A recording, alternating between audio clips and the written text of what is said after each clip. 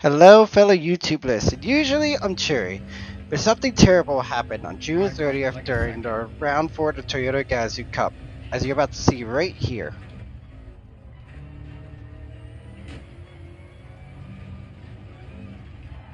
Oh, what? The whole world suddenly went black and white and turned upside down for me. I pulled one of the biggest choke jobs I've ever pulled in my whole life in terms of sim racing, real life racing, you name it. It was terrible. And I figured today would be a good topic to talk about how do you deal with a catastrophic failure. Now, particularly in my case on this day, this wasn't the first time I did something like this. As you're about to watch in this clip coming up in about a few seconds, I was leading my club race, same thing, just lost concentration, flipped the grass, and away she went. This happened twice in a day, from leading to buried in the pack, licking my wounds. And I felt that this was a very, very good opportunity to talk to you guys because it's not really covered in a lot of YouTubers' videos. How do you recover from a catastrophic failure, and how do you mentally bounce back? So let's talk about a few things. First is accept what happened. Does it suck? Yes. Especially sucks when you're leading and you didn't have to force the issue. But it happened for a reason. The most important thing in this situation is to learn from your mistakes. Go back and review what this mistake was. In both of mine, it was my focus. Now, not making excuses, but I haven't really raced competitively apart from my club events since the manufacturer series ended in about, I want to say, April or May. My loss of focus and just concentration led to those two mistakes. I wasn't sharp as I should have been. So, how do we fix something like this? I just have to remain focused. I almost have to imagine that I'm chasing another imaginary car ahead of me, and always be on top of what's going on and not get complacent. Now, there were some positive from that clip I showed you up until that point. I won pole, I was very fast, very consistent. The third is do what you feel is most effective for you to relax when you're frustrated. Since the race was only 15 minutes long, after I reflected on the 2 points that I just mentioned, I didn't do jack. I didn't even think about the race. I actually just decided to distract myself with something else.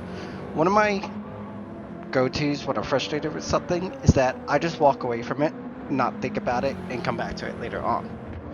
What I did in this instance was talking to one of my close friends over Discord while we were both watching the end of the NASCAR race. Now, that NASCAR race had so many overtime restarts that I had to jump back on for slot 2.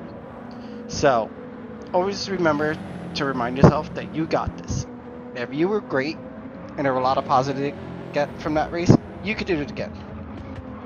Now, this split was a harder lobby, and although I qualified a little behind what I qualified in slot 1, we started 5th, and it was a much harder lobby in terms of strength of field. Now, the great thing about the Subaru is even if you had an okay qualifying, this thing gets us up in boogies from the start. We jumped from 5th all the way up to 2nd, covering the inside for some lunges, and we are behind Lester, who this is the closest we're going to go see Goldie Lester, because he's gone. He literally just obliterated all of us in this race. Got a couple Toyotas behind me, followed by a couple Subarus.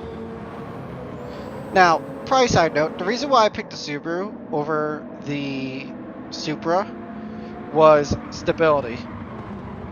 I know it's funny saying that considering I botched the chicane, but This thing was super stable over the curbs and on exit. I didn't feel that way with the Toyota, although the Toyota definitely rotated better. The only downside of the Subaru is that it understeers. You definitely need to perfect your lines, because even if you take a defensive line, it actually puts you at more of a disadvantage. Now we're going to fast forward. The two Supras driven by two very fast Canadians are hot on my tail, and you're about to see a colossal sequence of events unfold down to turn one. So we're running on board with Erdy, or following Erdy rather. He gets the slip from Wheaties, pokes out, makes his intentions known. He goes for a very, very big lunge. Lando Norris like, I go, no, get out of here. But now these two are battling with each other, slowing each other down right behind me. Now we're going to jump on board with Wheaties. He's trying to defend, but his line is very compromised. Ernie gets to run on him. And Vogs in the Subaru is poking around. We'll ride on board with Vogs for a little bit, and you can see we're in a line of cars.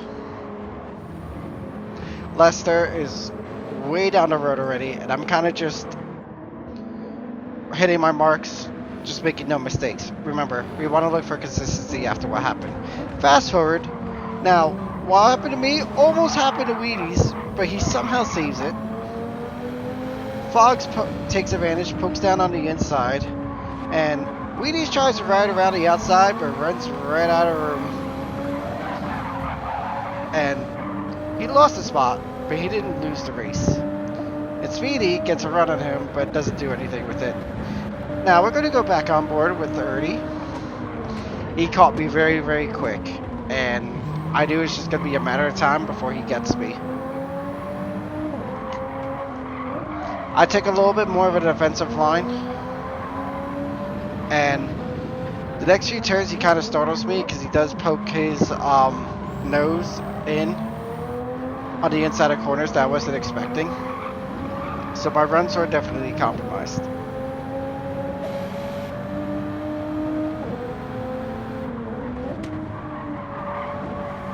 Now he goes for a half-hearted move. It kind of scares me a little bit. I take a wide line, compromise the exit. This works out great for Erdy. As we're diving to the hairpin, goes down in the inside. I figured it's just going to slow us up. I want to just build a gap. So what I did for the rest of the race was just follow Erdy. Now, there's not much to show you for the rest of the video because I just basically stayed on Erdy's coattails for as long as possible. Fogs and Wheaties behind were battling each other, which slowed them up. And by the time Wheaties cleared, I was about a good 3 seconds ahead. And it was just basically bringing it home.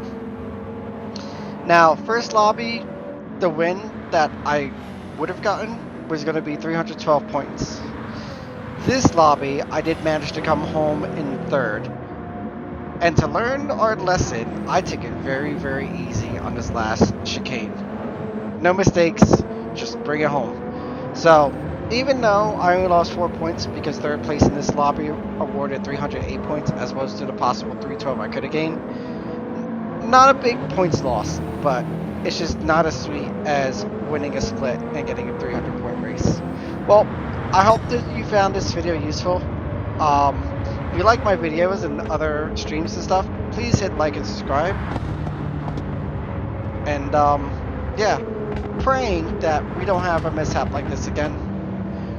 So just remember, accept the pain of loss, take the positives from the good race, do whatever you feel is necessary to relax, and I'll catch you all on the flip side.